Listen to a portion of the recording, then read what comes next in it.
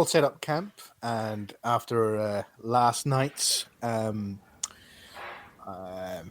interrupted sleep, or interrupted evening that you're going to get settled in, you all managed to get your bedrolls out and have a good night's sleep. Is there anything you would like to accomplish before the night's rest? You did only have one egg, right? I think that was all of them, Jaquai. Says Mouse as he's cooking dinner for everybody because he feels guilty. Yeah, and it's got a wonderful coating of green goo as Mouse empties out his rucksack that was filled with cracked shells from the inside of his rucksack. Luckily, he had stored them in a way to try and preserve them, so it was in a separate sack that was put inside his rucksack, so it didn't spoil too much. And yeah. So you have the night. Is there anything you'd like to accomplish before you have the night's rest? I can't think of anything. Hey guys, sorry, my headphones weren't connected. I thought everybody was still on mute. So if I missed anything, shout out. But I'm good otherwise. Sorry to be late. I was just saying that is there anything you'd like to accomplish before your night's rest? I have at some point when Mouse and Luke are cleaning up or both coming passing in the woods from a trip to the facilities or whatever, Luke will just put his hand on put a paw on Mouse's shoulder and say, a man is allowed to have secrets, but a man is allowed to ask his friends for help. And not expect a reply. That's just want to make sure those words are said. Mouse will remain silent. I expected nothing else. I could not say it though.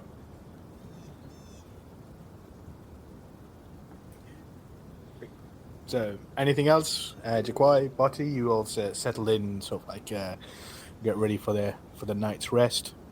Is there anything like frostbite poison or something I can tip on my arrows or anything from the spiders? Or does that mechanic exist in D&D? It does, but to get the consistency and get the poison to attach to the arrow, you have to do some alchemy. Yeah, okay. So you would have to.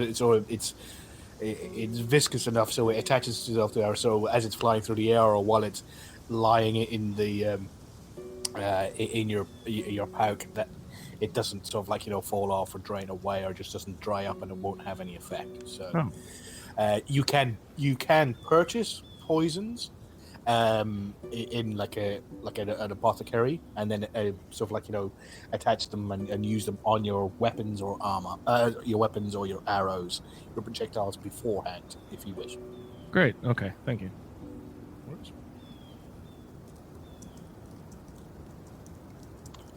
You guys lay down without the courtesy of fire, but it's a little bit wet. Just for funsies, Mouse, do you want to roll a survival check as you're setting up camp? See if you can get them into a nice, comfortable position. That'd be 18. Oh yeah, definitely. So, yeah, you managed to get some canvas put up, so it shields the direction of where most of the cold wind is coming from, so everybody has a easy night's sleep. Are you all going to sleep, or are you going to stand watch? Well, I think Mouse deserves to stand watch first, at least, or possibly for the whole night. But get some spray for the bag. Yeah. In this particular area, you all stand watch. Roll a perception check, please, Mouse. All of us?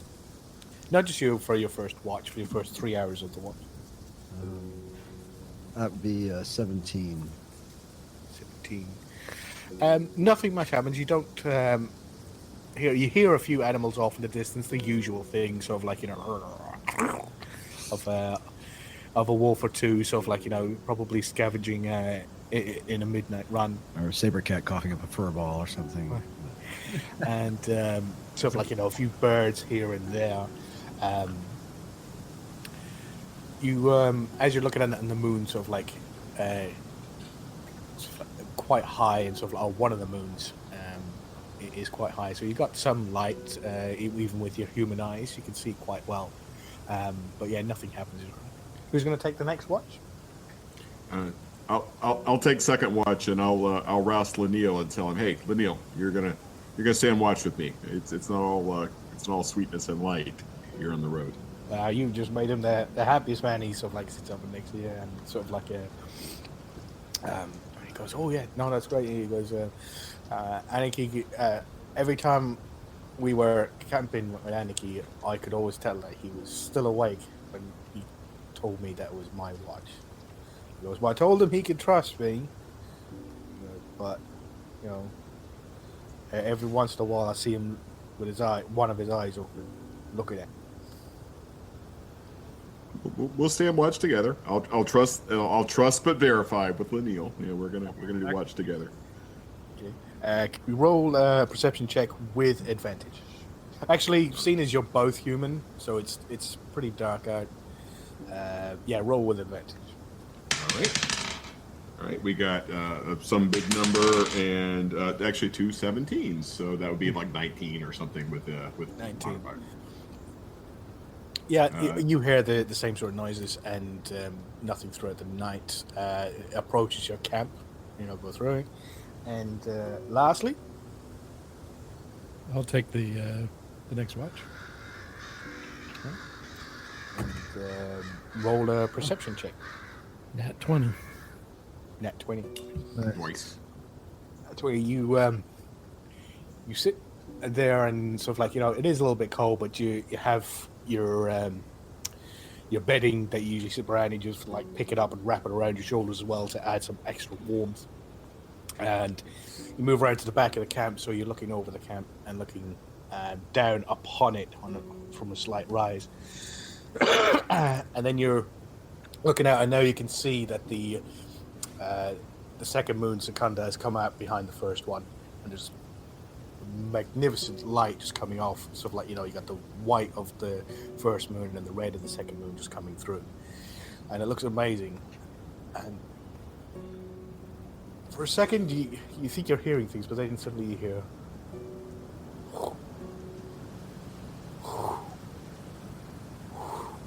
it sounds like wings beating, but you don't see anything. And then just across the front of the moon, you see this thing flying right past in front of the moon that's far larger than any bird that you have ever seen, and its wings are bright red, and it flies straight across, heading what appears to be in the eastern direction, heading towards Riften Way, and it just flies up, and then you suddenly hear and then it sort of like disappears into the darkness of the night.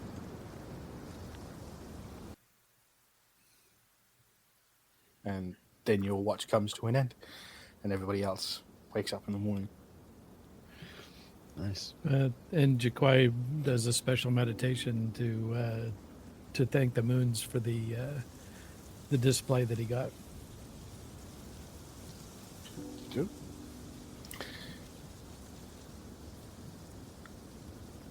So everybody wakes up fully refreshed. All spells and your health points come back to you get from full health, and all your spells slots are filled back up again. So, what would you like to do? Can Colin, can you show us, or based on Mouse's where are we on the map? Where how far have we? I'm thinking we're about here, right? I can't do a circle thing. Yeah, there you go. Yeah, click on the map. You Yeah, mouse so can... you are roughly there. Yes. Yeah. Okay. Okay. Cool. Thanks. Exactly there. Should I say? So if is there anybody there who could, if you don't mind, if you can? I know Andrew done it before. Take a screenshot of that and then you can put it in the Facebook group or put it in the chat or something like that, so people know how awful my drawing is. We could just take a screenshot of the. I'll get a screenshot in a minute. I just need to find. I just need to get. I can never remember the keystroke on a Mac. There we go. I got it. Thank you. Yeah, everybody's gonna get a good laugh at that.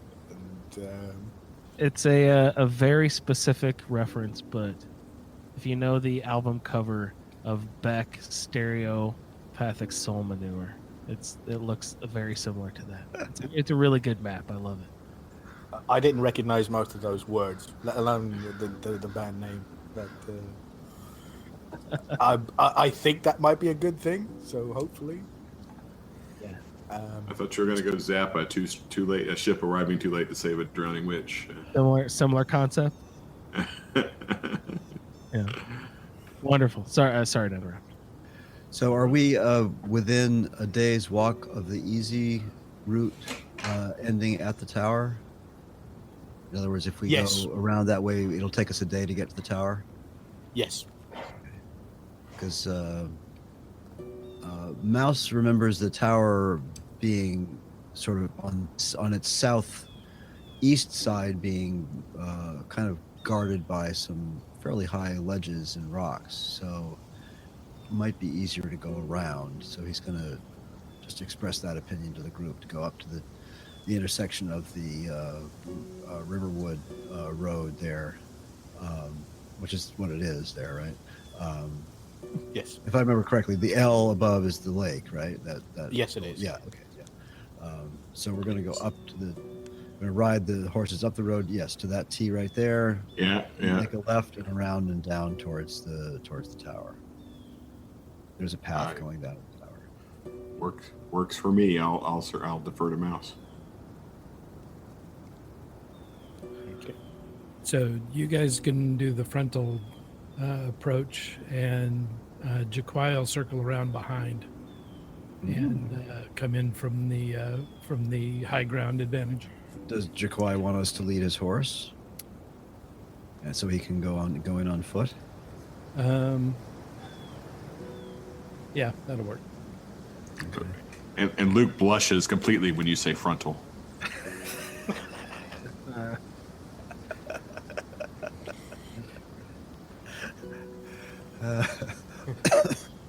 So, are you gonna head up through the forest on your own, attempting to come in the tower from behind it, or are you going to go with them to the front of the tower, and then as you approach it, you're going to circle around the back? No, I'll climb up the face of the rocks and come in from the cliff's edge. When Jaquai gives that idea, Mouse turns to Luke and says, do you think I should go with Jaquai? If you guys go up the road to the T and take a left, you'll find a trail leading back down to the tower. It's easy to do. Do you think it's good to split us up that much? That's if we knew what we were getting into, a split party might make sense. But do we know what we're headed for? That's what concerns me. You're right. The cat's quiet. I'll stick with the group, and I know the way. So you're right. So Mouse stays up on his horse and grabs the reins from Jaquai. Okay. Let's see. So, Jaquai, as you're heading off, you're make a survival check for me as you're heading through the brush.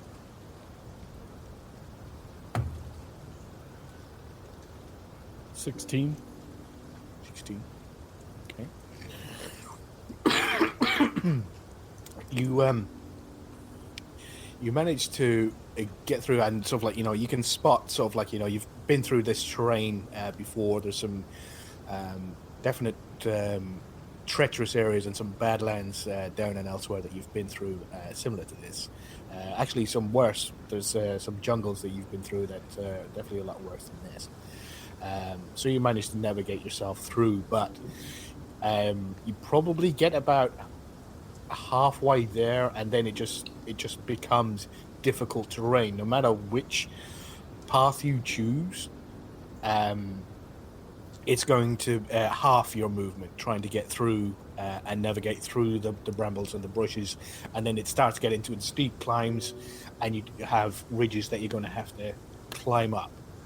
So as you get to this point, you know that the road is still to the right, so you know that if you continue going forward the direction that you're going, it's going to hamper your speed quite a lot, half your movement. So did you want to continue on the path that you're going at the moment, or did you want to give up and go? I think I'll continue. I have a little bit of advantage on time because they have to go all the way around to the other road and up. Yep. So can you roll 3 dexterity checks for me, please? Okay.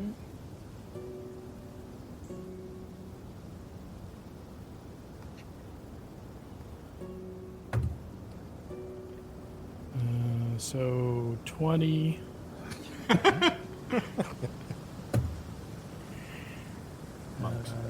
18.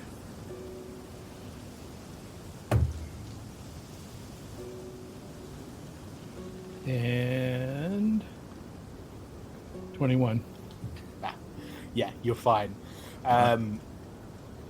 As you get to each region, it's sort of like you get muddy banks coming down with high rise, but there seems to be always a big enough tree that's close enough that you climb up the tree and extend out on one of the branches out the limb and manage to hop off from there safely, easily, 3-point landing on your feet, one clawed and into the muck to make sure that you're not going to fall down and make sure that it's nice and stable. And this happens a couple of times. Then you get to it, the last one, and it seems to have no way up until you find a nice dry root sticking out of one of the sides, leading up halfway up towards the tower. But then there's enough rock face for you to be able to dig your claws into the softer areas, and then the rocks to grab onto in other areas. So you manage to clear your way and get yourself up towards the back of the tower where you're looking up. And it as you're climbing up the rocks, as you're sort of like, pulling away at some of the rocks, you do notice that when you pull some of the soft soil out of the way as you're climbing up, that there's more worked stone behind the tower. There's below the tower and behind it, probably a good sort of like 30 or 40 feet as you climb up the back. What looked like it was just normal dirt and rock is actually still worked stone, or like the stone of a wall or something like that below where you are. The only thing seems to be visible is the tower, which is ahead of you, and you're behind it at the moment. Sorry about that.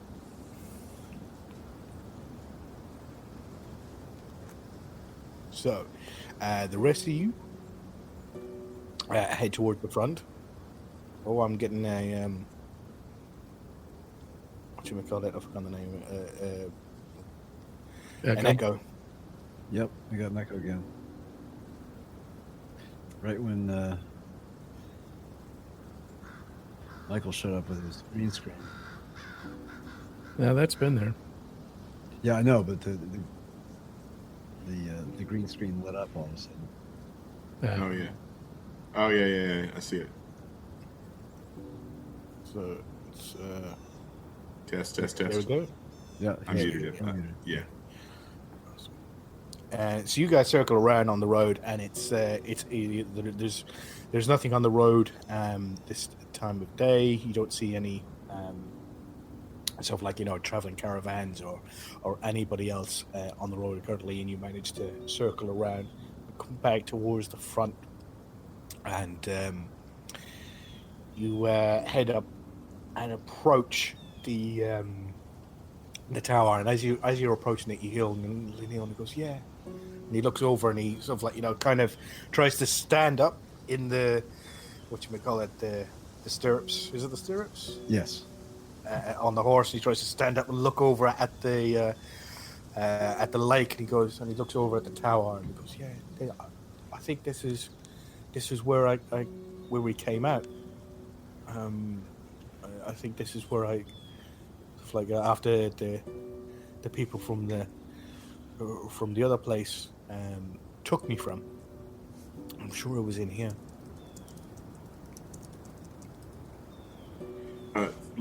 Lanil, do you know where they stand guard? Are there guards that would be watching for us?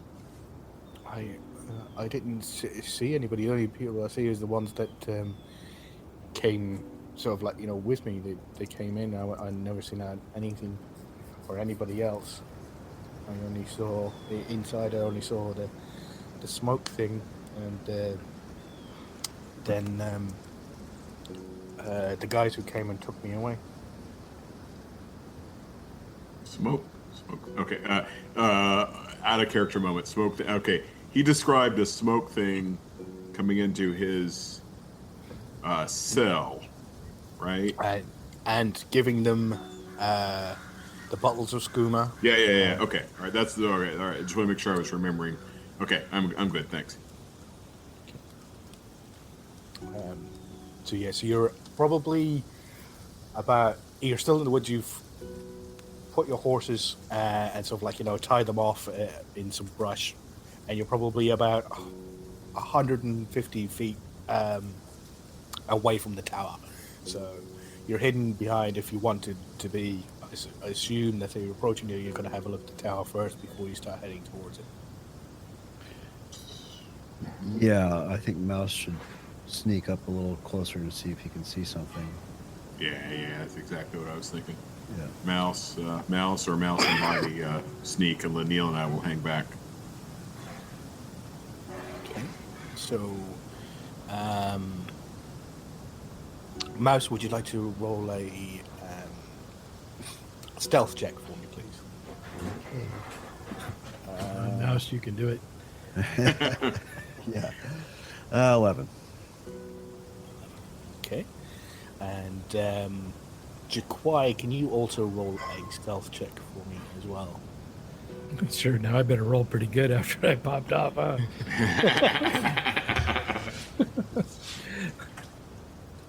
12. 12. Okay. Give me 1 second. Okay. So, Mouse, you start to approach, going from some bushes to bushes, trying to keep nice and low. You approach the tower. You don't see anybody above at the top of the tower.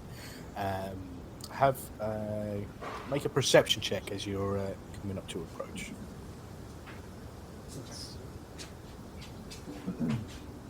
That would be 20. Not a natural. Ooh, nice. 20. Nice. Yeah, you have a good listen, and you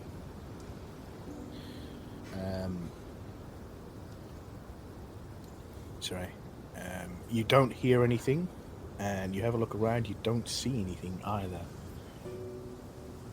So you're probably about 30 foot, and you can have a look inside the entrance of it.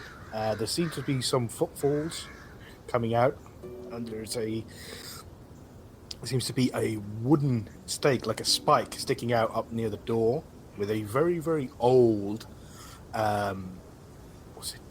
animal skull over the top, like its head long ago was pushed onto it, and then it's just been left there.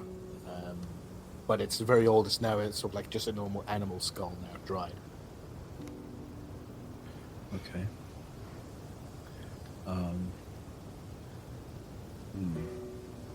So I don't see anything, but I do hear some quiet footfalls inside the tower. No. You saw some footfalls, like some footprints going in and out of the tower, but you Okay. don't hear anything, Okay, sorry. and you don't see anybody. Don't see it. All right, so I'm going to motion them to quietly come up behind me, I guess. Under cover of the rush. Okay. Jaquai, can you make a perception check?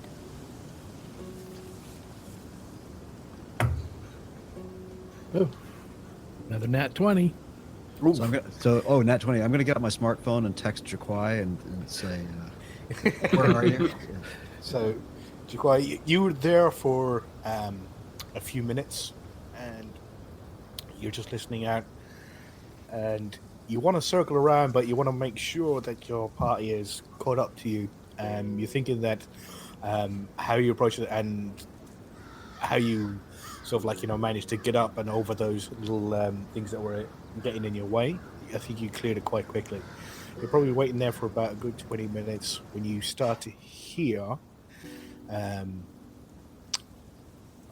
very so slightly a little clang, clang, clang, clang. It's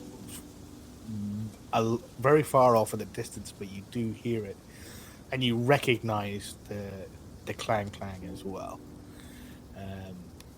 And then a few minutes later, or a few moments later, you hear very slow footprints. With a nat 20 in perception, you definitely hear these footprints start to, as you hear brush being pushed to one side carefully. It's somebody trying to carefully approach, and you suspect it's your other party members who are approaching. So, can I get stealth checks from the rest of the party? Oh God! As they're approaching the tower behind Mouse. Take. Not me, right? No stealth from me. No, you're home. Oh, hey! All right, now recognizing I roll at disadvantage, but my first roll was a nat 20, so way to blow that on one that won't matter. 17. All right, so 8 actually with Dexter, 18 from Luke in his plate mail or chain or his scale mail or whatever the shit he's wearing. And Botty? Do we add proficiency? You you add proficiency. No, you're not proficient in stealth, so you just add your dexterity modifier. Plus so 1, jack of all trades. 8. So plus jack of 1 would be 9. If I add jack of all trades, 9.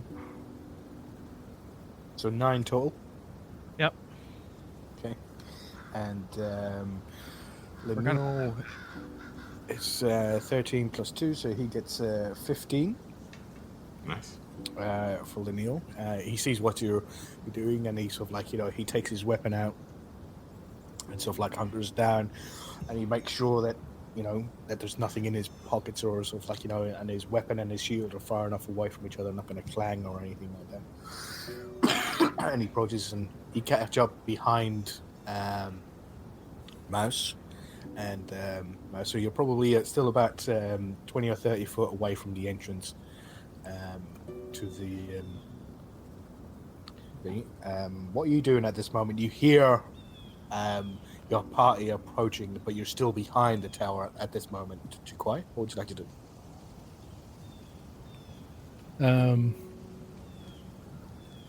I'll circle all the way around so that I can see if I can, find a window or, some other way to detect anything that's going on inside. Make an investigation check. Oh. Okay. That would be 7. You have a cursory look around, and as you look up, there's no windows. Probably about 100 foot up, there's probably a few slits along the sides where you probably think that if there's a second floor up there, so a bowman's going to be sticking out of those, and then there's just the top of the tower. And you probably go around about 10 foot around side. No entrances, no doors, just all worked stone, really sturdy, very thick, large bricks of stone. And then you circle around the other way about a another 20 feet right the other way, and still nothing. So he doesn't appear to be any sort of like, secret entrance or anything like that from this side. Can I see Jaquai yet as he's sneaking around the side of the tower? I assume he's. No, not yet. He hasn't gone around far enough to make himself visible to the front end. All right. And then, do I have any solid cover? Anything that I could hide behind? I'd like to throw a small stone up onto the top of the tower and see if anybody looks over. Okay. Yeah, there is some brush around the back and some bushes that get in. So after your investigation check, roll another stealth check, please.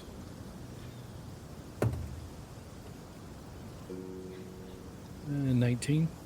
Okay. And you look up at the tower and you find a stone easy enough. And you have a look at the tower. It's probably a good 150 foot up.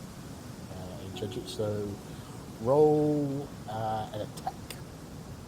So roll a d20 and add your dexterity modifier, but not your proficiency bonus. Okay.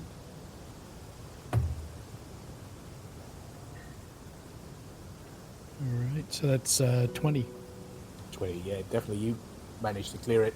You know the exact height that he needs to, and it zooms right up, and then you get just clang, clang, clang, tick, tick, tick, tick, at the top, and nothing.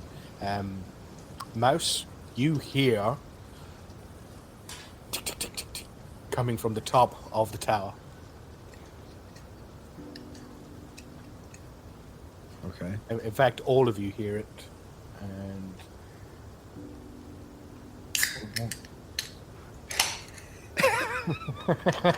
yeah, kind of like that. Auditory aid here. I look around and wait. Do they have cold beer in there? Attack! Botty rushes in. They don't have a party in there, guys. Let's go. So, what would you like to do?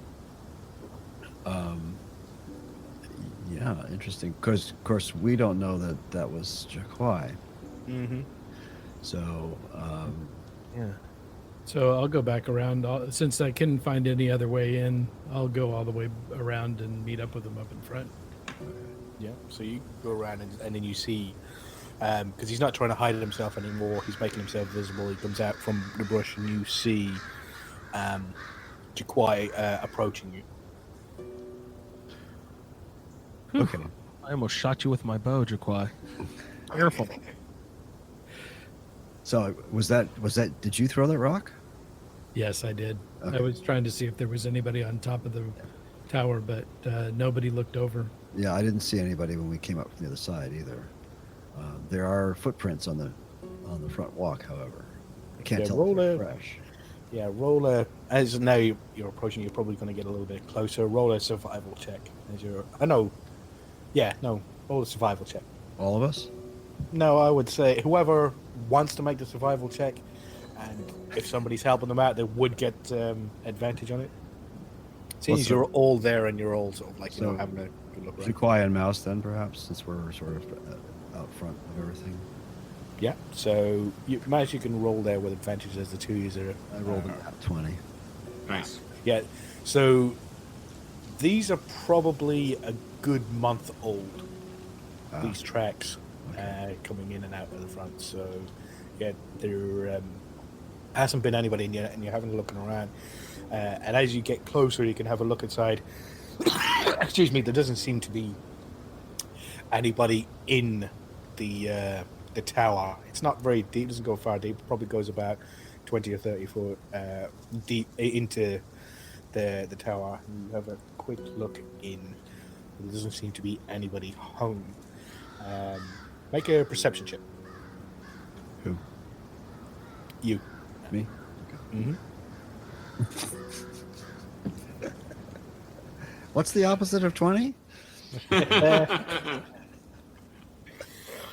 have a quick look in, but Yeah. so like all you see is just it's rubble down at the bottom. Stairs lead to the right, and then a bookcase against the an old wooden bookcase against the back wall. Yeah. As I'm looking up, the rock that Jaquai threw finally rolls off the side and hits me in the eye.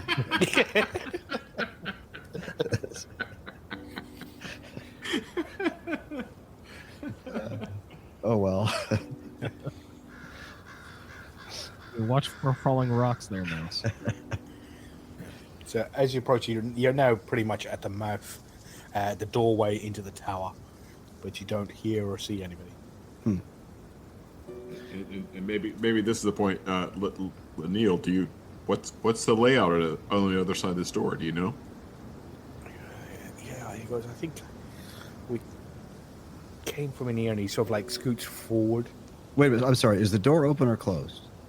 There is no door. There's no door. Okay. Oh, okay, yeah, I missed that. Yeah, okay. Well, maybe, I was assuming the door is closed. So if it's not closed, then I wouldn't ask that question. I would just let Mouse or one of the stealthy people sort of sneak up and peek around the door. Yeah, so you already had a look in, and I said you looked in and you saw there's some rubble on the floor that seems to be like the old rocks that's fallen down from the side, a wooden table in the middle that's kind of rotted and fallen to one side, and a wooden bookcase at the back wall, and then you see some stairs to the right heading up. Mouse would like to see if he can investigate for any kind of hidden door, button, anything like that around the first floor. Oh, that's good. As you start to make your investigation check, Neil comes up behind you and he sort of like gives you a nudge with his massive finger right into the kidney, and he sort of like looks at you and then he points at the bookcase at the back of the wall. Oh, so do I have to roll or not?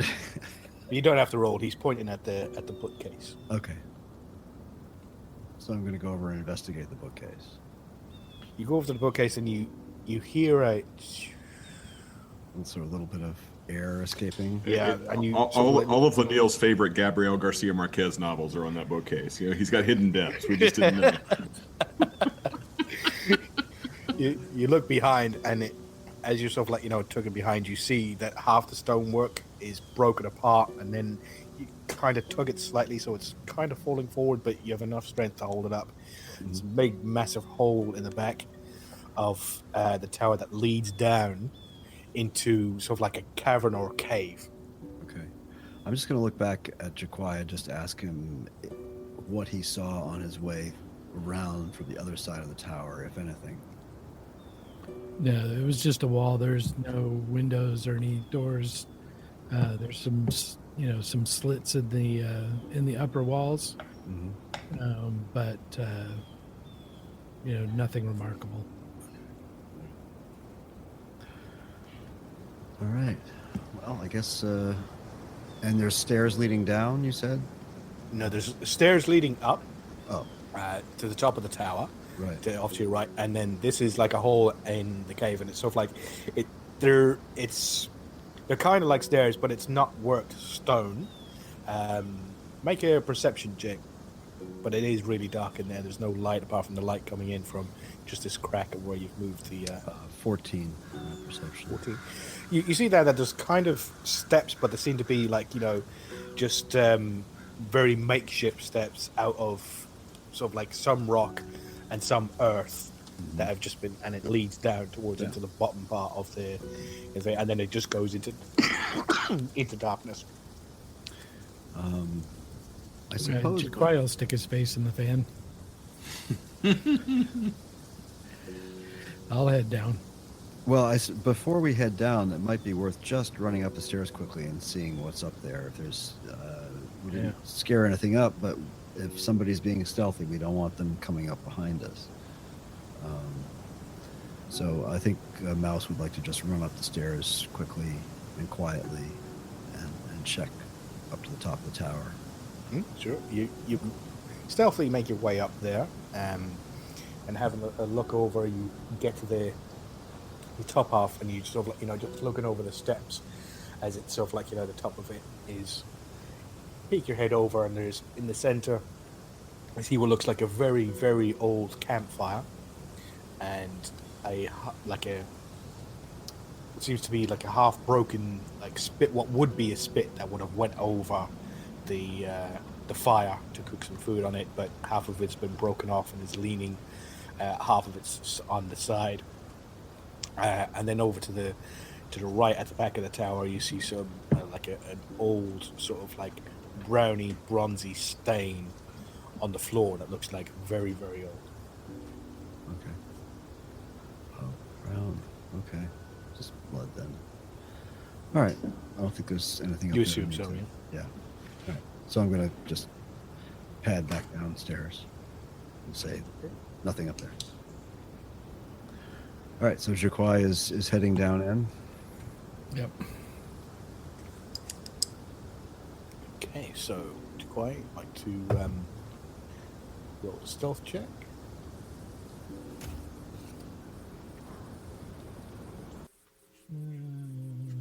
So that'd be 24.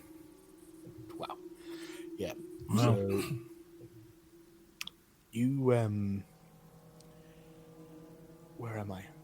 Ah, there I am. So yes, you head down, and as I said before, with your dark vision, make a perception check as well, please.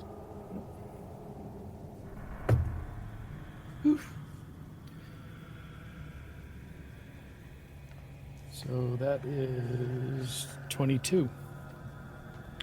22, yeah.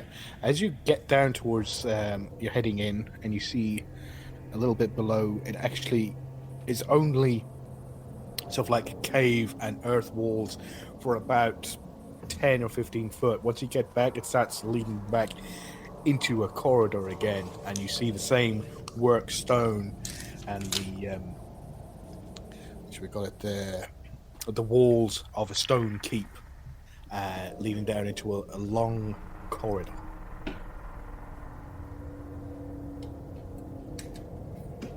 Okay, I'll slip back up and indicate for the group to follow.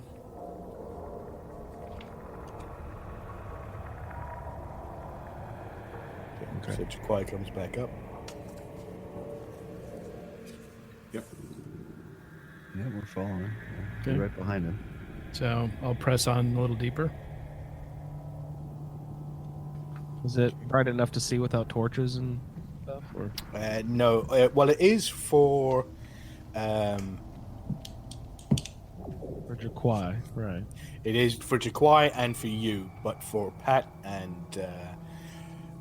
for Mouse, it's very dark. Well, it's pitch black unless they take some light out. Hold on to my robe, fellas. Well, I could see far enough that at this point they're safe to light a torch and stay back. Yep. Okay. All right. So Mouse will light a torch. I'll go up with Jaquai. I'll follow him. So I'll stay back with Luke and Leniel.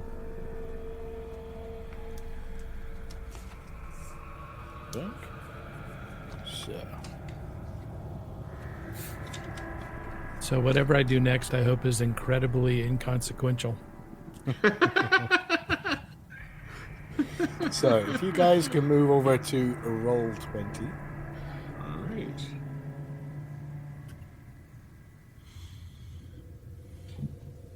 Nope. So I'm seeing a tiny little picture.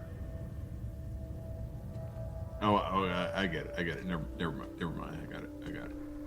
So you guys are all down here at the bottom. I've put you off. So this is the corridor that you are in.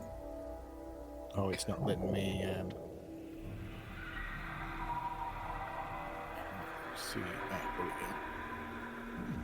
So this is the corridor that you're in.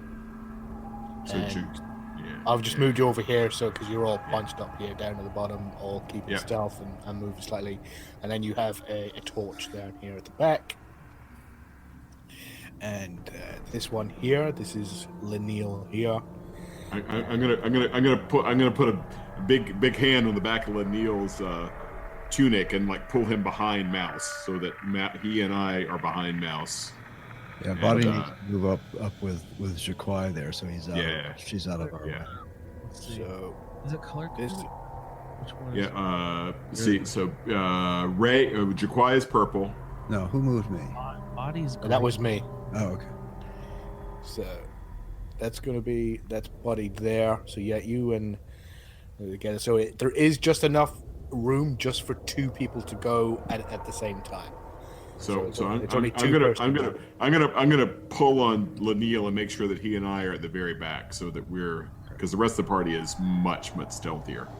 Okay, yep. So Lanil is going to come back here. Yeah. Next to you, Sue. Yeah.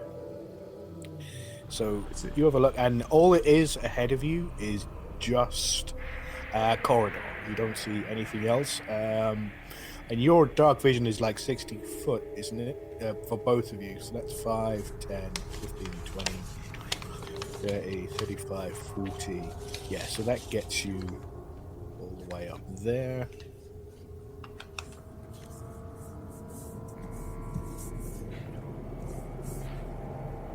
So you see that Jaquai and Bati, this is what you see up ahead.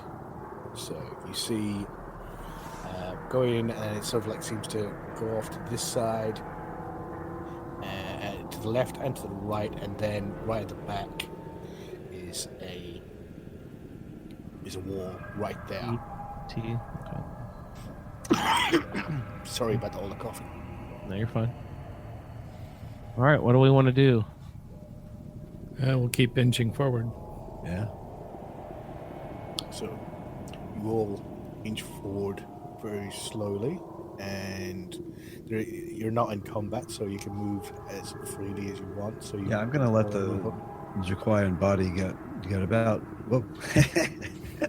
Okay, about 15 or 20 feet ahead of me before I start moving. I don't want to get that torch radius too close to somebody who might see it. So these are 5 foot squares, right? Yes. All right. So torch radius is approximately what?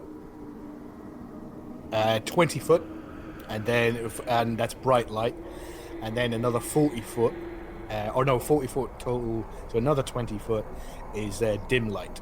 Yeah. All right. So that's mouse, right? I'm clicking. Yeah, I'm staying about 20 plus feet behind them. Yeah. Okay. And I'm gonna like have a hand on Lanil's shoulder, and we'll inch up. 20 feet behind. So like mouse is 20 feet behind them. We're 20 feet behind mouse. Yeah. So enough room we can. Close to the opening. Yeah. Exactly. Yeah. Illumine the light right out. Yeah, and we're trying to hang back so that we can move forward in one round if we need to, but hang back if we need stealth. Right. So, excuse me, is that Amboti and Jaquai? What are you doing there? We're gonna do that move that you see in buddy cop movies where you go back as we sneak out into the hallway. So we're back to back. And this is Paul Blart Mall Cop, not Lethal Weapon, right? So. Oh, but first you got to point to your eyes and then point out. So, Body, you look to the left. I'll look to the right. All right, let's do that. You want to step out one more? No, I prefer to maintain cover. Can we peek around the corner then? Let's do that. Yeah. So the two use make perception checks. And let's see, that is wisdom plus 2. So 20. Oh yeah, that's 6 plus 2. 8. So 11 for me. So, Barty, all you see is that on this side, it just leads into a rather large room. You can't see anything into it, but there is a light in it, so it lights up the room. But even with that really awful roll, you hear running water coming in from this direction, and then in this direction. Let's see if we do it like this.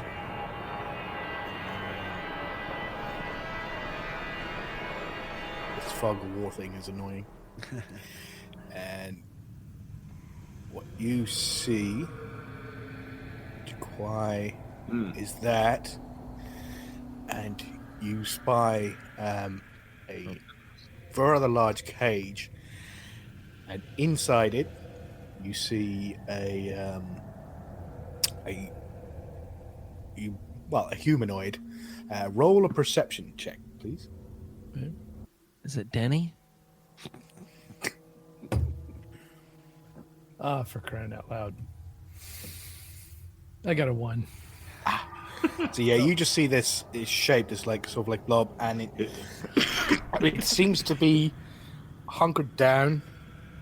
So it's sitting down on the floor. There seems to be like little bits of scraps of food around it on the floor, and it's got its arms on top of its knees, and its head is on its forearms. And that's pretty much all you see at the moment. What, if you remember? I can't remember. I'm sorry. What did you roll for stealth? I don't remember what my last roll was for stealth. Can you re-roll another one for me? Sure. 11, was it? Seems to be. So this would be 15. 15. Okay, so...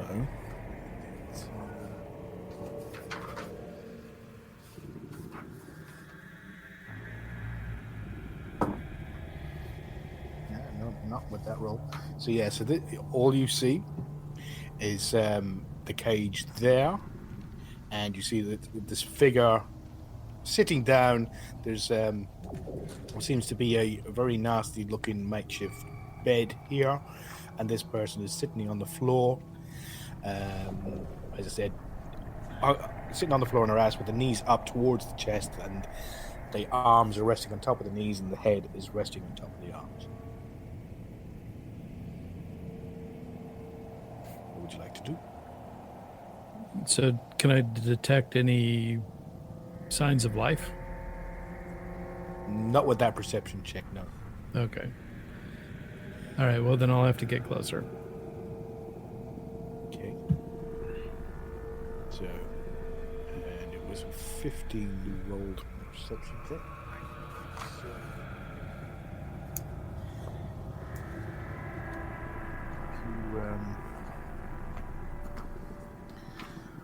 whereabouts do you want to move to? You want to move to there?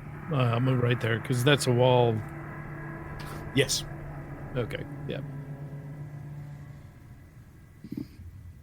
So I'll take another run at it.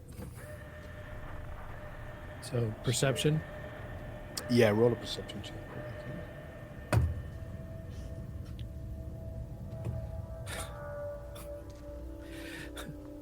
Damn it, Victor, give me my dice back. Another nat 1. We're one. Oh, buddy. wow.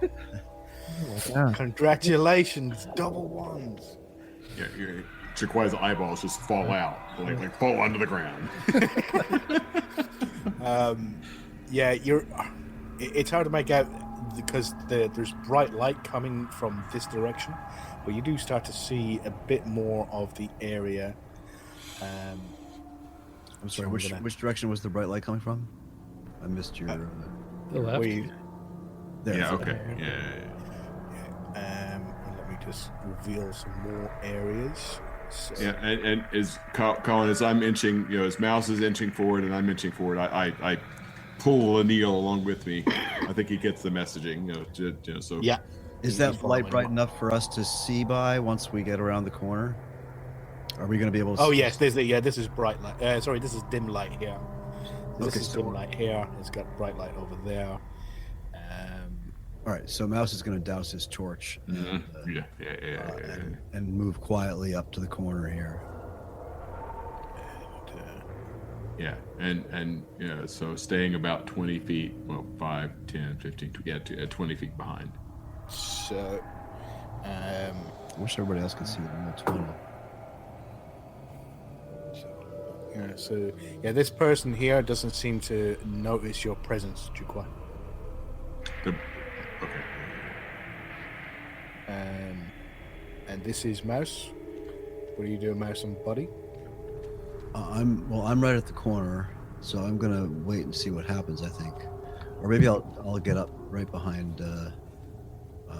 Hang on, let me turn my character here. I'll get up right behind Jaquai. And what was your stealth roll? Me? Yeah. Oh God, I don't. That was a long time ago. They're gonna roll another. Can everybody roll another Yeah. stealth check? Gladly. 18 for me. Yeah, Luke had a 19, okay? All right, he's in heavy armor. He had a 19, so.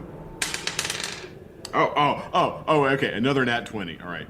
This is unheard of. but unfortunately, he has disadvantage, so he's got to roll again. Oh, yeah, like a 6. With the disadvantage for Luke. 22 Buddy? 14 for Body. And Jaquai is 22. So, So Mouse and Jaquai are As- stealthiest right now.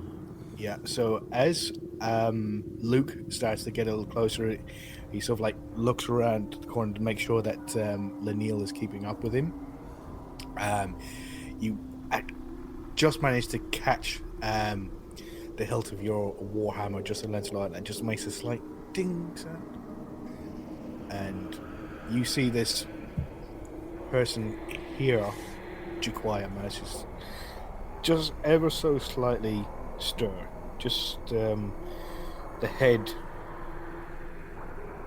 kind of like moves to the side. And then it rolls back again, so it's back on the forehead is on the hand. And it doesn't move. Probably for about 30 seconds. Roll do you move there, Jaquai? Yeah, I just slipped around the corner here so that, because at this point I would like to, I'm not worried about the person inside the cage.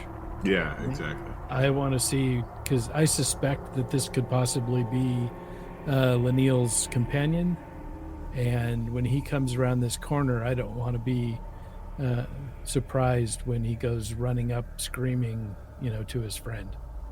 Okay, so as you come around the corner, you open up the so you can reveal the areas. And so this is what you see. And There's a brazier up there in the corner. Okay. as you And a come person. into the room, you see the person inside this cage here, and as you look to your left, you see an unconscious female just in there. That spot. Okay, so That's that's the a one. cage. That's it. These are cages that are sort of like kind of as if they were brought in and then built here, and then the bottoms of them are securely bolted to the floor. And these ones over here. Sorry, I'm on the wrong thing again. So over here, these ones look like they've been brought in, built up, and they've got sort of like, round bars. This one over here, this cage is built into the framework of the wall. And you have a look down the sides of this, and there is no way into this cage, and it's like a lattice, very close together. And as you look over in this direction, there's a door leading in to this room. But this lattice goes all the way and is like deep into the wall there and deep into the floor there, with no doorway or no access from this side into the cage. So the lattice is it's showing up as flat on the floor or elevated above the floor, but it also goes down to the floor. Yeah, Okay. yeah. So it's like Right. it's like these cages here. Okay, but heavier. Yes, a lot heavier. Yeah. Okay. And it's built into it. And give me 1 second. So Um,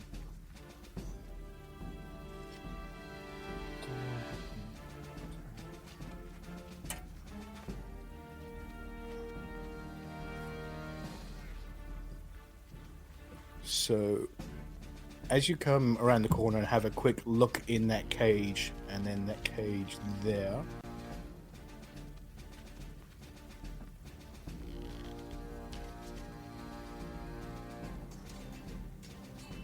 you notice this just appear right at the edge of the cage. That. Yep. And What- only you see this, Jaquat, as it turns around as this cloud of smoke starts moving, looking, and it looks directly at you. And roll initiative for me, please, everyone. As we do before we roll initiative, okay? It's 4:30. I want to, not that I want to stop anything, but I'd like to try something quickly because everybody wants to see what's going on Roll20. Is there a way we can get people to be able to see this? Well, I can think of one way. Can you take a screen capture? I just took a screenshot. Yeah. No, I was actually gonna broadcast it to my YouTube channel via OBS, but I'm afraid something's gonna screw up if I do that. Yeah, I just took a. I mean, are people? So the- Michelle and Adam, I posted the link in the chat. They won't be able to get it yet. Yeah, They they can't won't get be able to in get in. unless they're invited to the game. But if you can take a picture of it, show us. I could post to the Facebook group. So Yeah, if you give me a second, I posted the earlier map in the Facebook group. I can post this I've in posted- the Facebook group as well, and I'll post it as a reply. So if people are listening live, I'll post it as a reply to the other image, the earlier image, and that way people can see Yeah. it. I've taken a couple screen caps and posted them in that same thread already. Okay. Yeah. So Awesome. at Thank you least, very much, Andrew. yeah. There you go. Okay, yeah. Andrew's got it. Yeah. Andrew's got. Yeah. So look, if you go to Facebook, Pat posted a picture of the original map of Falkreath of the tower that we were heading to. In the comments of that thread are a couple of screen caps of the map that we're looking at right now in the Roll20. Yeah. So yeah. I have one more. Yeah, Andrew's posted a couple. I've got one more to post as well. So that'll at least give people a sense of what they're listening to on a live basis. Good. Thanks for that, Victor. Yeah. Good catch. And Jaquai is having a flashback to the conversation with Laud at the blacksmith table, and lamenting the fact that he did not get his claws dipped in silver.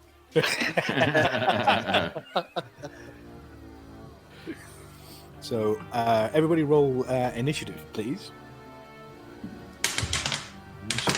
Yes. Dexterity. 5 for me. Give me 1 second. 9 for body. 6.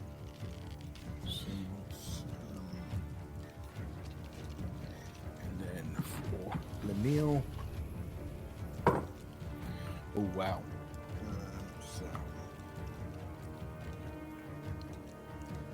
And then for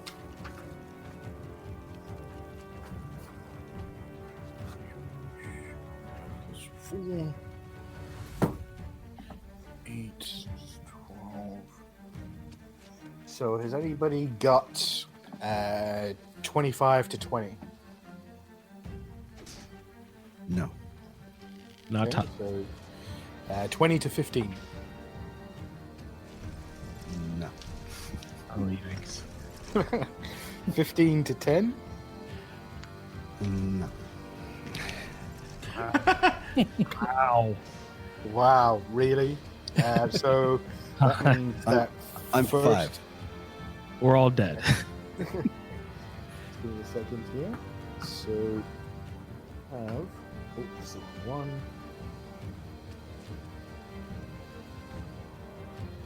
Seem to be successfully streaming this to Community. So, if Oh, anybody great. wants to go there, Give out the you can link. see- Can you post it somewhere too? It's the open world. Let's see. Yeah, I'll see if I can post it. It's on the Facebook group as well. So whichever is easier for people to get to. So Jaquai's got a 9. Show off.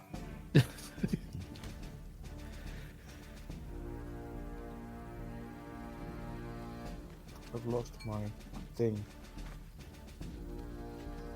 What's Your with thing? you? Yeah, don't worry about it. I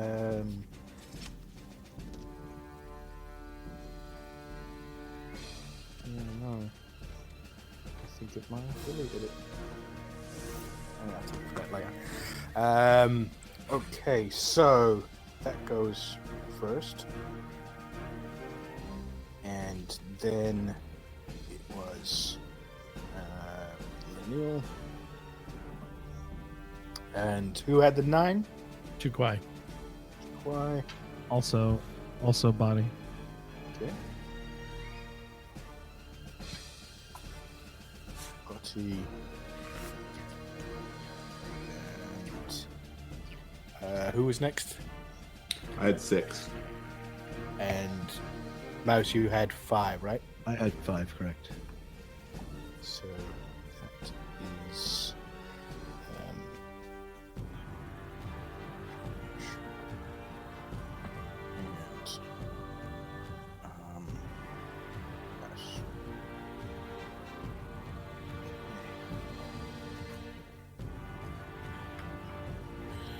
So to go first is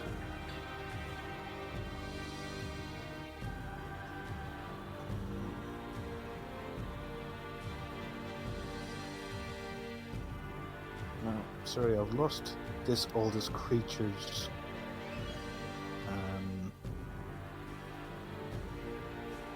stats. I had them on my phone, and then I accidentally touched it with the side of my finger, Oh no! and then all Oh, its well, stats. Clearly, it has disappeared. no initiative or strength or anything. Then. Yeah, they're really low. Colin. One Yeah, hit yeah. point. Dexterity 1. Yeah, 2 hit Yeah. points. Yeah, always rolls at disadvantage.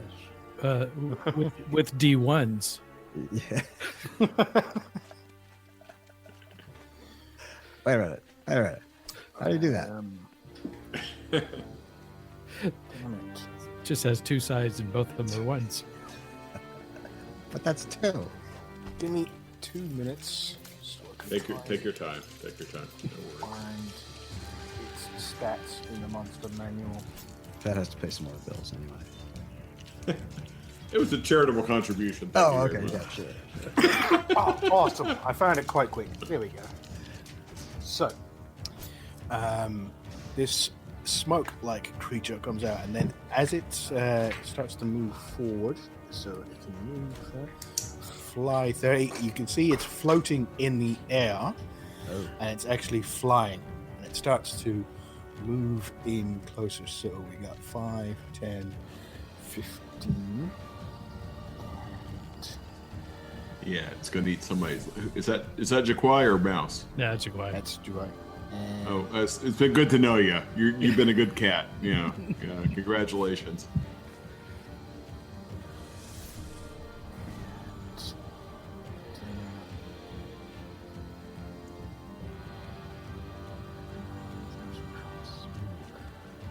So, yeah, it's going to approach you and get right up next to you, Jaquai, and it's going to use its claws attack. And you see, well, it was just a ball of smoke, has now protruding from the front of it is this long black smoke snout and this trap-like jaw that opens up, and everything is all sort of like, black and smoke coming off of it. Apart from when it opens its mouth, it's got these teeth that seem like polished obsidian. Ooh. and the claws Yikes. come out of the smoke, and there again, shiny black polished obsidian comes out of the claws as they sort of like manifest themselves real. It goes in for a claw attack. So that is a 7 plus 4, so that is 11 to hit. Because your armor class. What's your armor class there? 17. Yeah, so that misses. Nice. And then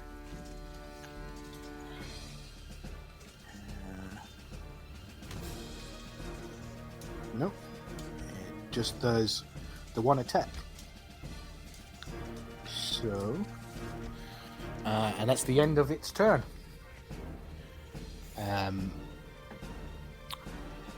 Who is up next? That is Lineal. So Lineal, hearing Slash, he doesn't actually know exactly what's going on. So he sort of like, he looks to you, and you can't hear anything. You probably heard like a quick, but you haven't heard anything said, and the smoke is pretty much silent. It doesn't make any footsteps or move or anything like that. So he's waiting for your cue to tell him what to do, basically, Luke. So he still hasn't moved. So Colin, in game terms, is he like basically? I forget the game like mechanic term, but like he's basically going to hold his action until I do something. Is that right? Yeah, but he's going to wait for an have to opportunity attack. Yeah. Well, no, he could hold his action, but he has no idea what's happening, and you have to declare what your action is going to be. So, because he has no idea what's happening in there, he doesn't even know that there's a fight. So he's not going to hold any action whatsoever. He's just waiting for you to tell him what to do. So he doesn't know to move forward. So he's okay. Oh yeah. Okay. That's fair.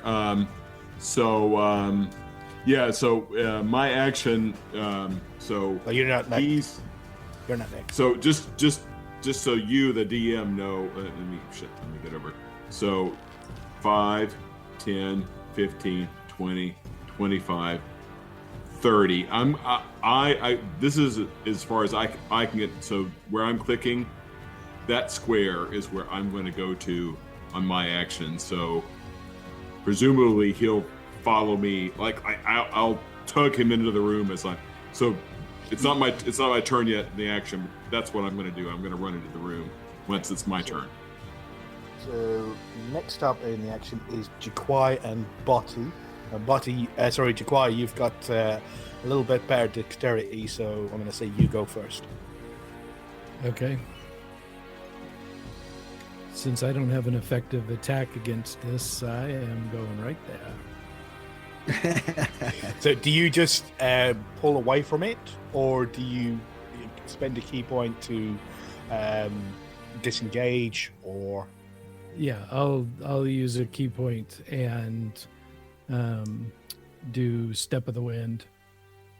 And disengage from away from it. Yep. As it starts approaching you. So is there anything else you'd like to do? So that was your movement and your bonus action. Is there anything you'd like to do for your action? Because if you're going to do that, you could have stayed there, took a swipe at it, then used your bonus action and your key point to step away after you've done your attack. Right, but so I wouldn't actually do any damage to this thing, right? Is it only affected by the silver weapons? You don't know.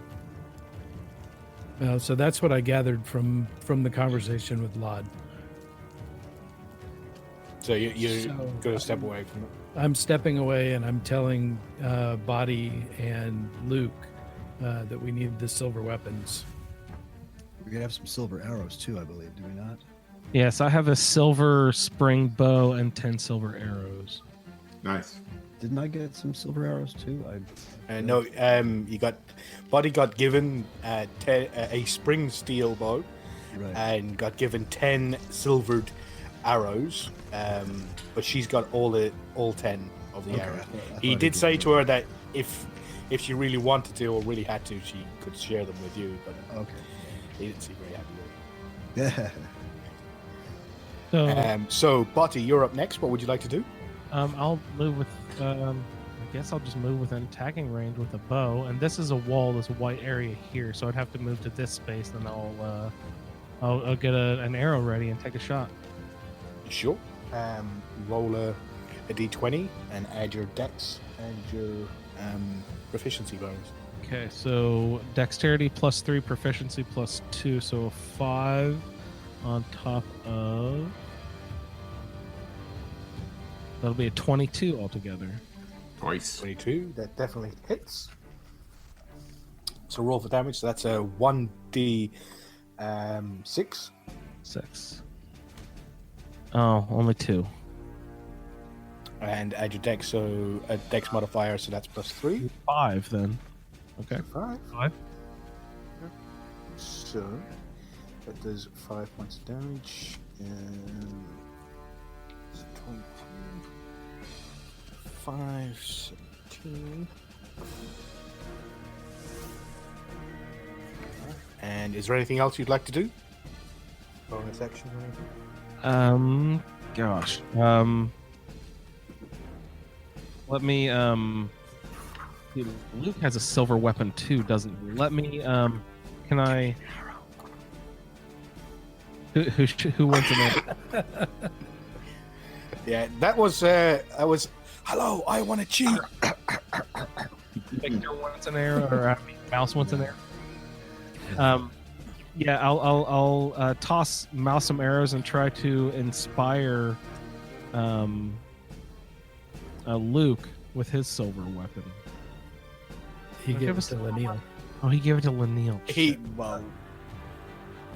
Again, if Buddy wasn't paying attention, well, probably would, because it was in the inn. So yeah, I didn't see that. You remember that he gave the silvered mace to him. Yeah, I've been every night we've been during our camp. Remember, I said I'm having Lanil practice with his weapon. So everybody should know that Lanil has the silver mace. That is not a secret at all. Inspire what you shouted as I ran around the corner too.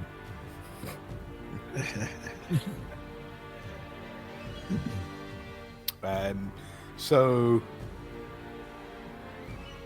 I'm saying with a bonus action, yeah. So you won't be able to take your arrows out and throw a few to thingy. I'll class that as a bonus action. So you can either inspire somebody, or you can throw some arrows to. Let's toss arrows. Just one. I'm just going to whisper to you. Give me one arrow. All right, I'll give you an arrow there. That's all I can. That's all we can. I'll put it on the floor and slide it as quietly as possible too. Okay.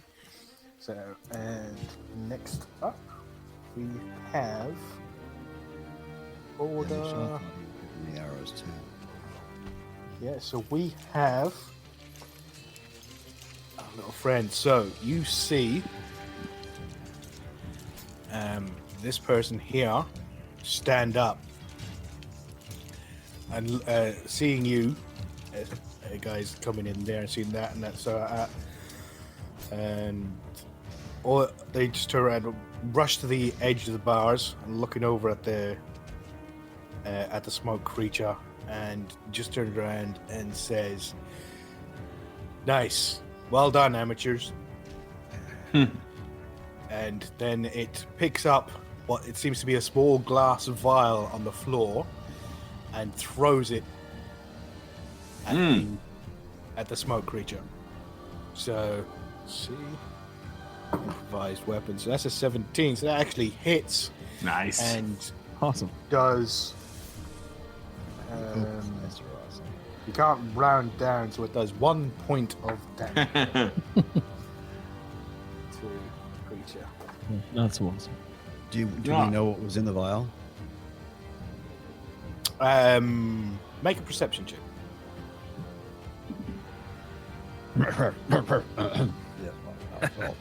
It just seems like a glass bottle of something or other. It's 7.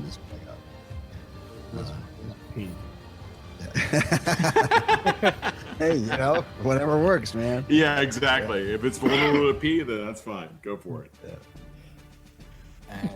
And on the same turn is Mouse. Mouse, what would you like to do? That's Okay. perfect. I can pee on my claws. So he's not a Okay. jelly ray. So I am still around the corner here, so I can, I Yep. believe, use my sneak attack.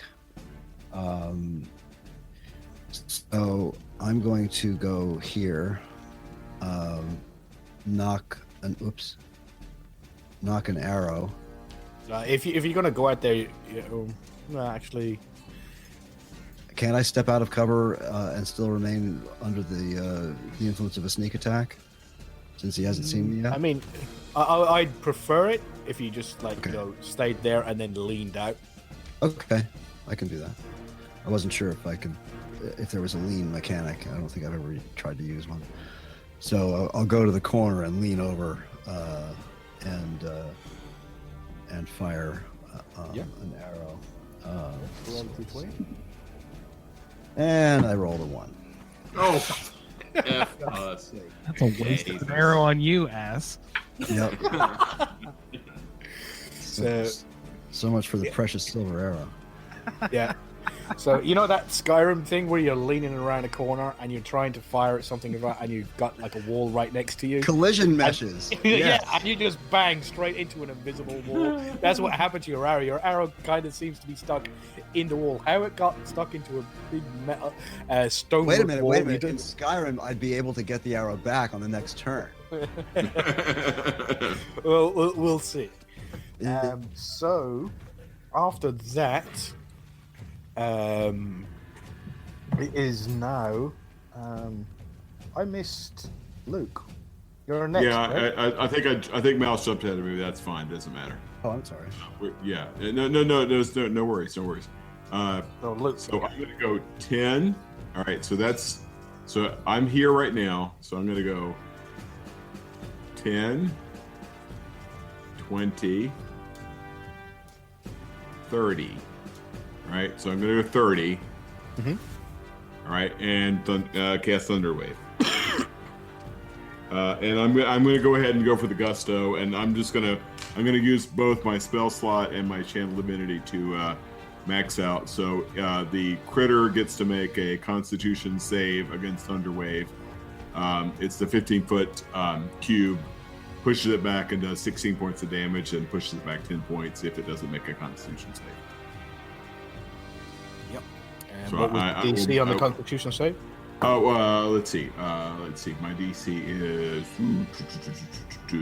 14. And I'll move myself to the correct spot right there. And that does. That actually gets a 13, so that does not Nice. save. And he's pushed back 10, 15, I think 10. 10 foot. He takes 16. I use my channel divinity to max it out. 10 feet away and is take 16. So, Yeah, this has a presumption that we're not going to face anything worse than this today. so that pops it down and moves it back 10 10 foot. 10 feet. So yeah, so he moves it back right there, and there's just the thunderous clap again as you raining out to like 300 yards in all directions. Yeah. This is loud. Yeah, this is very loud in an enclosed space. Kind's wrath does not spare your eardrums.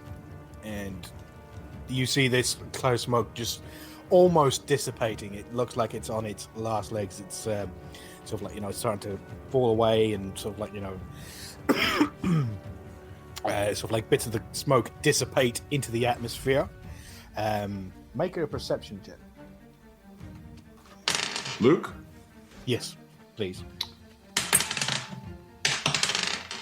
That's quite good. That is 17 plus some stuff, so that'd be is that intelligence or wisdom? My perception check is wisdom. 21. 21. Yeah. So as this smoke is being blown away, you see what seems to be a glistening bit of silver coming from the ceiling in its position, and some. It's kind of like this black and sort of like purplish. It kind of there's some colors that are like a flash of color of like a different type of like a matte black and purplish thing inside the cloud of smoke. And the cloud of smoke is almost dissipated. But now, if that's the end of your turn. Yep, that's it. No, nobody. Yeah. So I take a quick peek at the 10, 20.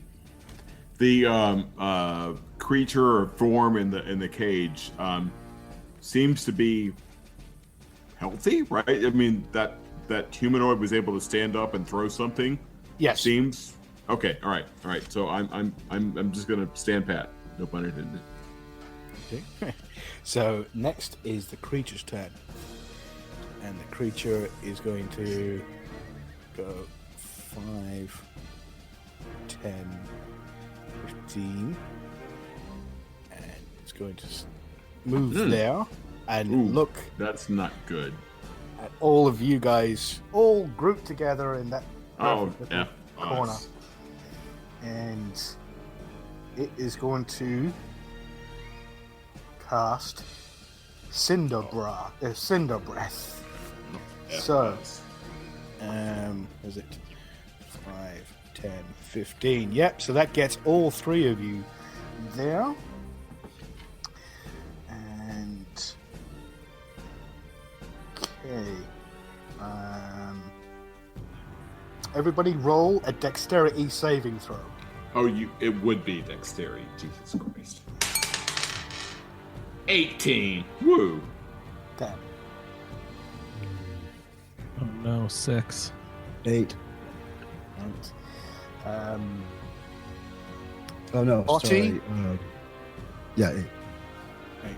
Botty and Mouse, you are both blinded until the end of the creature's next turn. So in the blinded condition, attacks against you have advantage. Attacks you make obviously have disadvantage because you can't tell where a creature is. So you are blinded until the end of the creature's next turn. After it finishes exhaling, so you look over at the creature, and it just all the smoke just opens up, and then the sort of like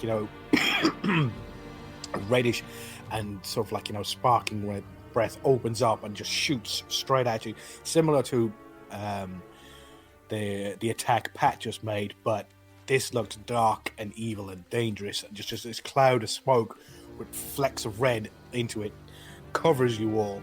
And Pat, just at the last second, you managed to get the shield right up above your face and pull it right in close, and the smoke travels around your shield, around the back of your head, but gets Mouse and Botty, who are standing just behind you, and causes them to be blinded. But it does no damage. Which is really bad. That's handy. So, and then for the rest of its movement, it is going to move back in this direction. So it is that was 15, so it's 5, 10, 15. So it gets to there, and then it disappears through the gap in this room. And as it's running away, it goes, you hear it coming from the creature, and it goes, the fly has returned to finish the web. And it disappears off. You can still see it. It hasn't vanished, but it's entered into that cage as it's disappearing off away from you. Next up, we have Lenil. So Lenil, hearing the thunderclap and everything like that, comes rushing up behind. So that's 5, 10, 15, 20, 25, 30. He rushes into the room and just looks across, and then uses his action to run over there. He doesn't care. He pushes right. He sees the two yous there, Botty and Mouse sees you there, both grasping your eyes as the blackness is taking you, and doesn't care. Pushes right past you, almost pushing you both to the floor, and runs up to the edge of the cave. Yeah.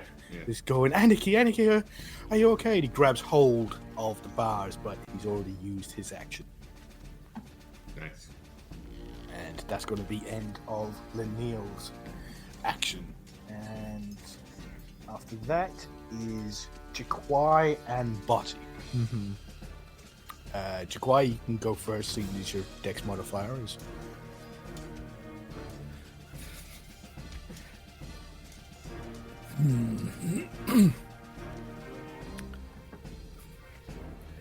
Goodness.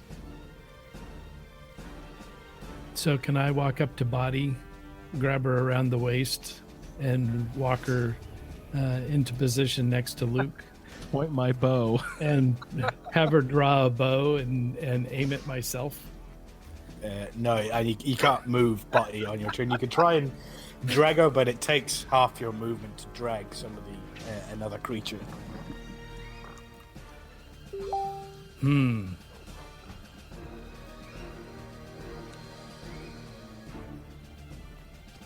Okay, so then I will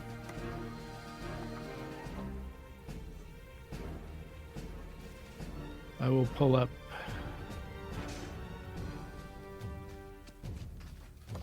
to Sorry. here with my 40. And I will chuck a dart artfully through the holes in the cage bars. It's just within range, so it wouldn't be at disadvantage. But because you've got to go through the bars, you got to throw at disadvantage. All right. So throw at disadvantage. Okay, so that one is 25. And that one is 21. Both hit. Nice. And my dart is a D4 plus 4.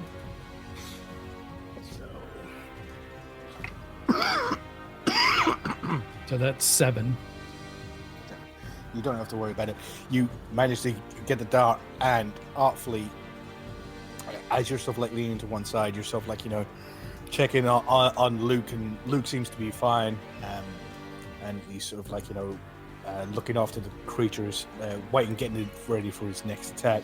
And you sort of like artfully, sort of like almost underhand, sort of like, parallel with the floor. You sort of like, flick it up at a 45-degree angle because it goes up and then throughs and hits into the smoke, which you think the dart wouldn't do that much damage, but with only 1 hit point left, just managed to do it to break enough of the magic that surrounds it, and it explodes in a cloud of smoke, and then you see this sort of like red flecks and sort of like green smoke come off of it as it sort of like explodes in that particular area. You're thinking that if anybody was within 5 feet of that, would have got a very nasty shot, killing that in the area.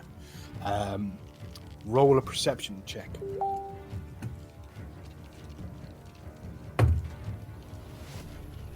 Crap. Okay, I used to like this dice. Another nat 1. You're standing too close to me, Jaquai. Move away. Yeah. So, you just see the cloud of smoke exploding, and you're like, nice. And you sort of like, fist pump as you turn around and go and face Luke.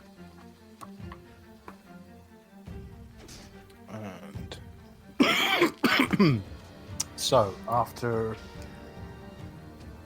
Jaquai is also Botty. Botty, what would you like to do? You and you were still blinded. Yes, gosh, what can I do? I was going to say Well, if something. the creature was dead, then... Oh, the creature is inside this mesh cage. What is that? Is that a person in there as well?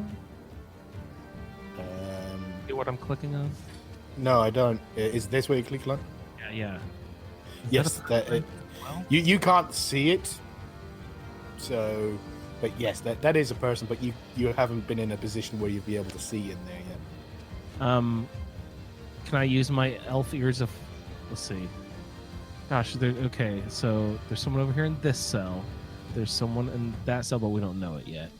The mist has just been broken. I'm blind sitting here. Yes. Yeah. And like healing word or anything wouldn't heal my blindness, would it? No, even you understand your spells well enough that healing word's not going to affect this.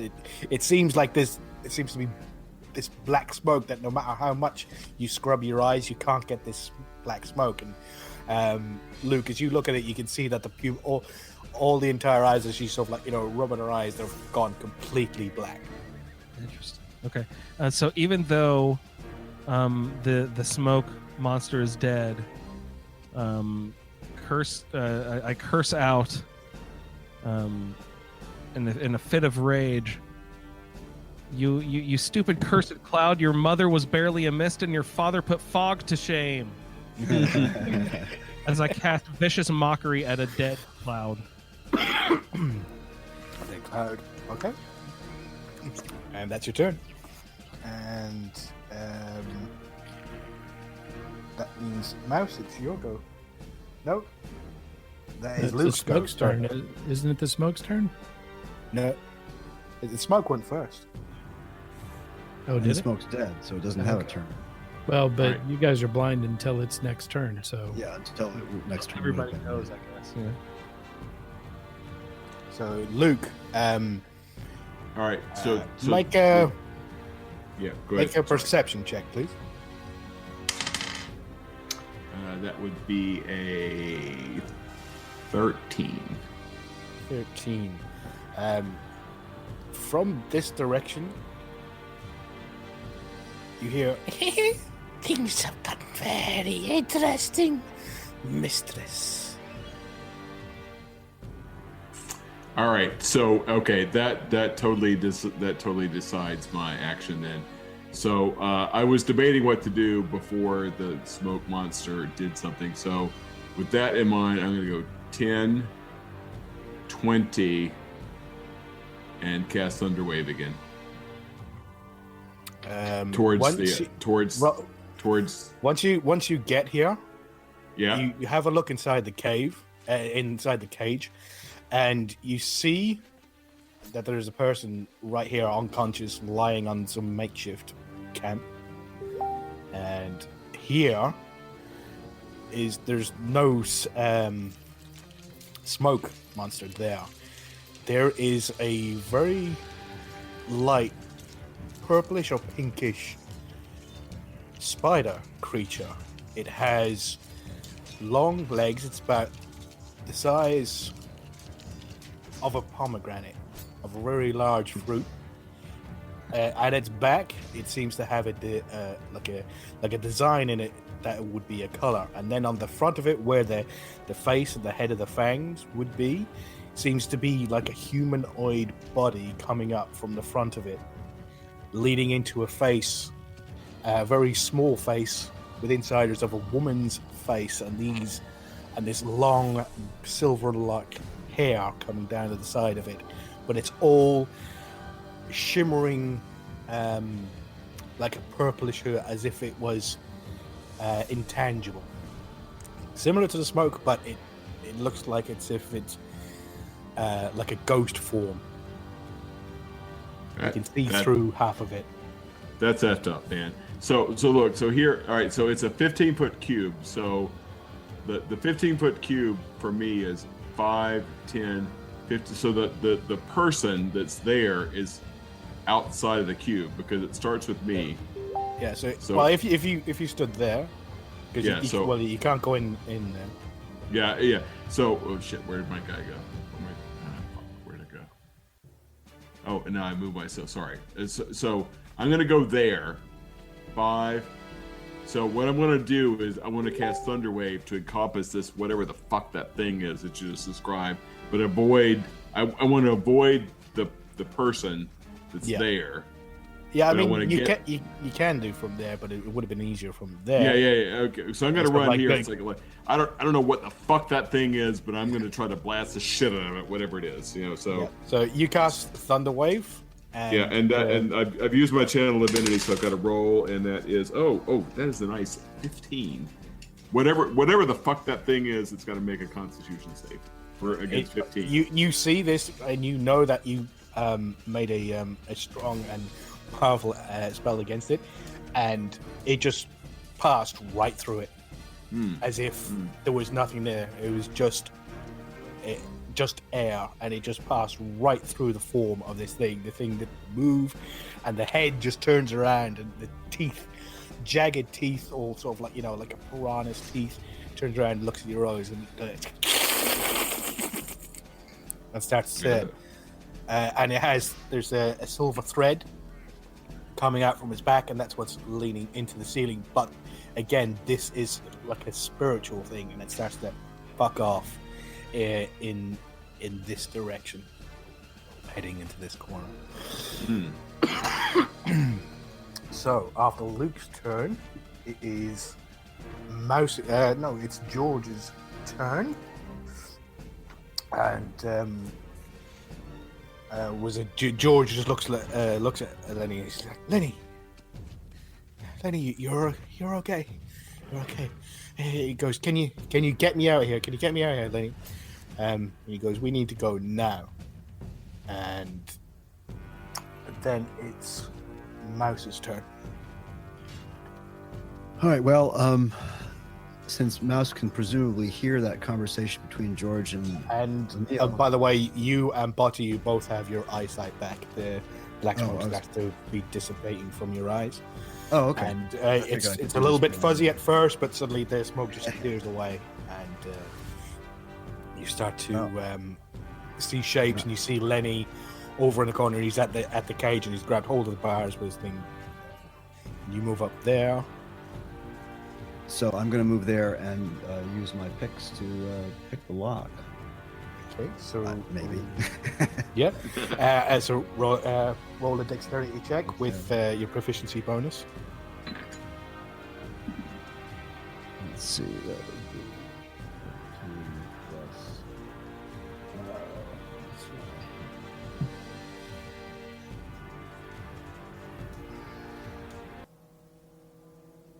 I guess it's just 17. I'm sorry. 17, No. yep. Yeah. Excuse me. 19. Yeah. I'm back. Easily enough. Yeah, you stumble through. It's a simple sort of like kind of cell lock. It's not that complicated. You've seen many of them before, and you know the trick to getting them open. So it pops straight open, and George just turns around and looks at you, and then uses their movement. No, it's a bit too frantic at the moment. So after George, the creature that you see disappears and heads off in this direction, and then disappears through the wall and just vanishes. But as you hear she's going, he goes, it's all coming to a close. You hear from the other side of the wall, it's all coming to a close. The mistress thanks you for your service, but the fly has broken free. So you're currently out of combat. Let's see, Jaquai and Luke, make a perception check. Ooh, really, really shitty. Like 3 for me. 25 for me. Oh, nice. Having a look around, you see that there is a door inside the cage in here, but there is no way inside this cage on the left-hand side.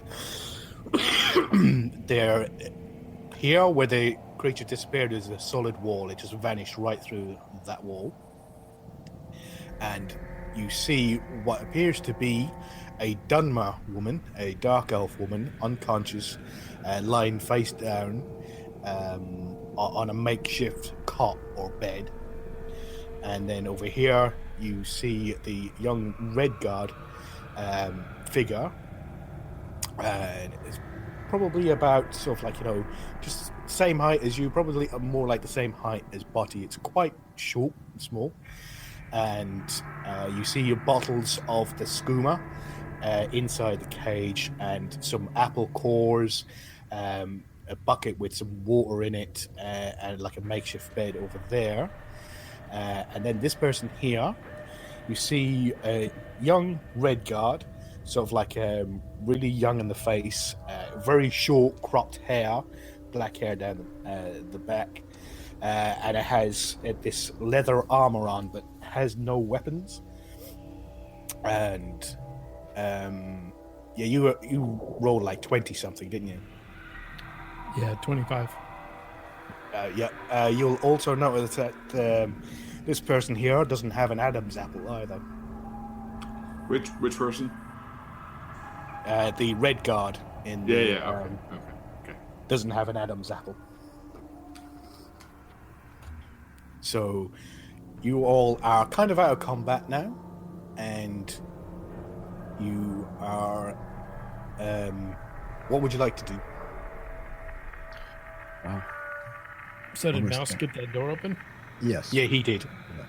I'm stepping away from the door so that Lineal can open it and get in to see his friend there. What's this up in the upper right-hand corner? This? Light source? Yeah. Yeah, that's a brazier. Yeah, Yeah. Okay. and Lenny sort of like goes in, and sort of like George starts to push out.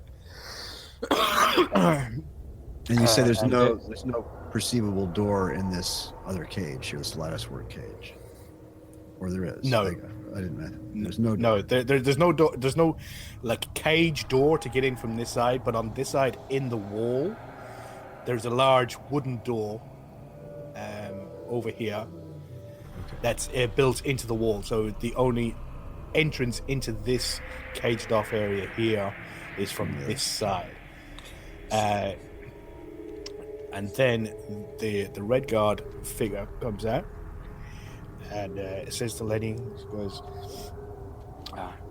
just looks at them. They look very disheveled and sort of like, grubby in the face, and kind of looks at Lenny and sort of like, thanks for coming. I knew you would.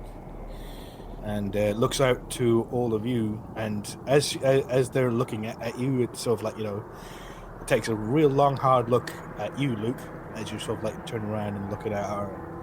The eyes sort of like widen for a second, and then go, oh. And Lenny goes, the Winter Warrior came back, and sort of like it looks back at Lenny and sort of like shakes her. She shakes her head, sort of like looking at him. She goes, no, definitely not close, but well, most of them look all the same to me anyway. But no, definitely not. So I give the Red Guard woman. We're in the middle of some shit here. I give the Red Guard woman a very significant we're gonna need to have words moment, but I don't say anything. I give her the eyes, got my eye on you kind of thing here. We're gonna talk, but not right now. She turns around and she looks at Lenny. And she goes, looks at down at his weapon. She goes, where'd you get that? You didn't, Lenny, where'd you get that? And he explains to her that, oh no. And he goes, Luke gave it to me, and sort of like, showed me, and he gave me this shield. He's like waving the shield around, and he goes, not as good as your usual fare, but we need to move. He knows that we're here, and I am sure as shit not leaving without my weapons. And then she moves out and moves to there and starts to head off in this direction. Now, over there in that direction, like over here, is there a door or something that, or is that a There was a corridor that led off yeah. into a different room. Yeah, Okay, I was okay, about okay. to ask her. how Large that- room with a light source coming out of it when I was looking down the hallway. And they start heading. She starts heading off of there, and Lenny follows right behind her, without not even looking at you, Luke, or looking at anybody else. She starts heading off in this direction. So what are you going to do? So just to like over like this whole like this area, like the eastern or right hand side of the map. There's no doors or corridors or anything. It's just there's just a wall where those cages are. Is that right? Yep, just all wall. Just say it's Okay. just a square room. That's it. Okay, so the only exit from where we are that we haven't explored is the corridor that's over here. Yeah, it's Is in that this right? direction. Yep, and now Okay, okay. now she's moving again. She's heading off in this direction, and literally says, "Are you coming?" I'm going. I'm right behind her. I can't imagine that anything short of a dragon would stop Lenny from following her at this point. Yeah, he barely. He's not looking at any of you, and he's not. He's just got a huge smile on his face, and he's got his weapon out. And as she passes you, Botty, she looks at you and she looks down and she sees that you have the sword out. You have the bow out. And then she sees that you have the sword and the rapier, one on either side, and she looks at you. Got a spare? Can I see yet at this point? Am I still blind? Oh yeah, you can see. Yes.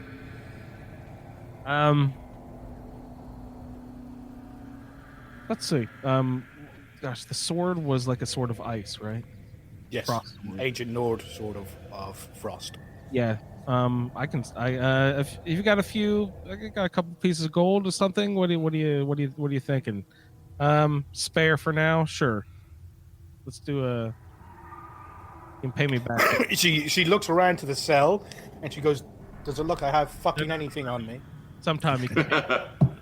We've got a spare here. We can help you. So what do you give her? The frost sword. You give her the sword. Yeah.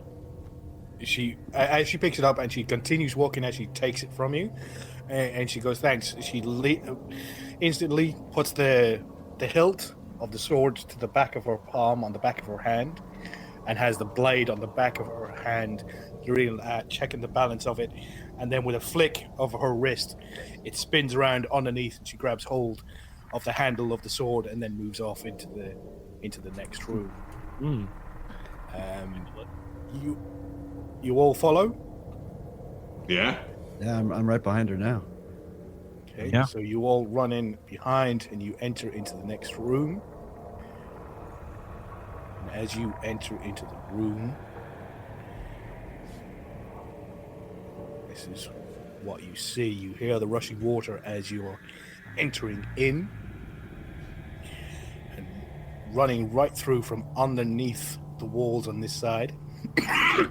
Rushing water is starting to spread all across the center of the room, similar to the room back at Helgen Keep. And over here, there is lights everywhere. There's a light here, and there's a light brazier here, and another brazier here. This room is lit up like Christmas. Here, you have a fire underneath a very, very large cauldron. And then here, you have an alchemy table. And here, you have an alchemy table. And here, you have another alchemy table. And here, standing at about 5'9", is a Argonian man working on this potion. And he looks up from the potion as he's got the pestle and mortar. He's clanging it away, and he looks over to you and gives you a nice big bright smile. He goes, He goes, You must be the fine gentleman who delayed my nightshade. Welcome, ladies and gentlemen. He goes, I'll be but a moment. And then he walks over to there and chucks the contents of the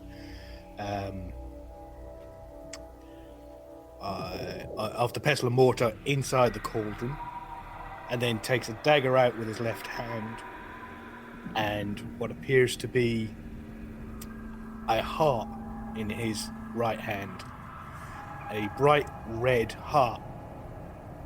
And he stands over and he goes, I don't suppose you would happen to know what happened to my friend Broto, would you? And then he stabs the heart and throws it into the cauldron. And that's where we're going to pick up next time. Nice. Well done. Very nice. I like that. Awesome. Thank you very much to all my players. Thank you to Botty and Andrew. And thank you to Jaquai and Ray. Thank you to Mouse and Victor. And to Luke and Pat. Thank you very much for everybody for listening in and donating today. Getting over $3,000. It's amazing. I don't know what we're told at now, but hopefully it's even more. And well, just thank you, and I hope you enjoyed, and hope you join us next time to find out what happens to this our intrepid troop as they face off against what appears to be just some random alchemist hanging about in a cave.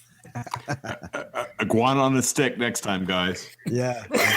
Don't need it. I hear it's great. Skyrim 1080 would like to thank Tabletop Audio for the use of their music in this podcast. If you would like to find more music like this, just go to tabletopaudio.com for more information. Thank you. Thank you for downloading this edition of Skyrim 10AD. Email the show at skyrim10ad@gmail.com. For more information, please visit asapodcasting.com, where you will find a Skyrim Addict podcast, the Fallout feed, and our Amazon link, which benefits the Cystic Fibrosis Foundation. Find our social media in the show notes. Thanks for listening.